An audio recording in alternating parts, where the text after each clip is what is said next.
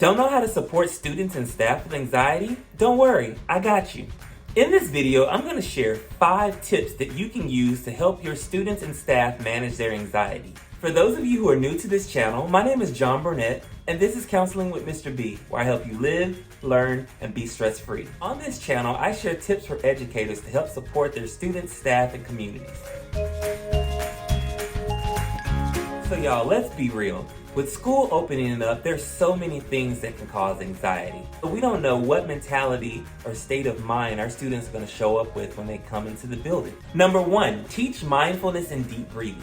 Stress can cause our bodies to go into fight or flight mode. And what does that look like in the classroom?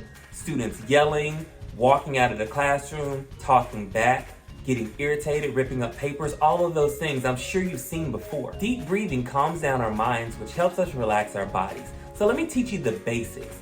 I always teach kids to breathe in through their nose like they're smelling a pretty flower and blow out through their mouth like they're blowing hot soup. And when they're blowing out, I always tell kids to actually make the noise. It's fun. My advice is to search YouTube and find some deep breathing or mindfulness activities that are age appropriate for your students. I want to know where you all are watching this video from. Drop in the comments section and share your location. Number 2, teach them a grounding technique. Grounding helps us take our minds off of the things that are bothering us, those heavy emotions, and it helps shift it into something that's positive. 5 things that they see. Have them look around the room and notice things that they've never noticed before. You can do this with colors. Tell your students, look around the room and find 5 things that are blue or 5 things that are green. 4 things that you can feel. Things that you are actually touching. It can be the texture of your desk, your clothes, your hair. 3 things that you hear. A clock ticking, the air conditioner. 2 things that they can smell. And this could be silly. Encourage silly answers as long as they're respectful to the other people in the room. 1 thing that you can taste. If possible, to give them a mint or a piece of candy and have them focus and relax with that. Try making an anchor chart or going to Teachers Pay Teachers and finding a free or inexpensive resource on grounding and mindfulness.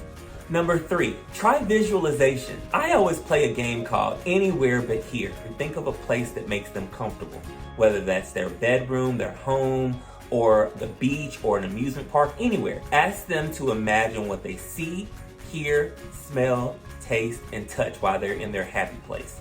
And it helps us to calm down. Throw in some deep breathing while they're doing that too. It all works together. Number 4 is one of my new favorites. Try a brain break or a movement activity. You can search YouTube and find some really fun things to do with your class. So I found this one called Brain Breaks. It is a would you rather activity. So it asks students to pick between 2 things, and then once they pick that, their choice coincides with the movement activities. Number 5, create a safe space or a calming corner in your room. Create a designated space and have fidgets, stress balls, coloring pages, or anything that'll calm down students. You can also create a virtual calming corner. I'm gonna share a video on how I created a very simple virtual calming corner that was super effective and can be used across the whole campus. It's not hard to do, it just takes a little bit of time. Share in the comments which tip do you plan on using to help support your students, staff, and families. If you haven't done so already, join the Learning Lab. It's my Facebook group where we share resources, ideas, and topics on things that will help support students, families, and the community.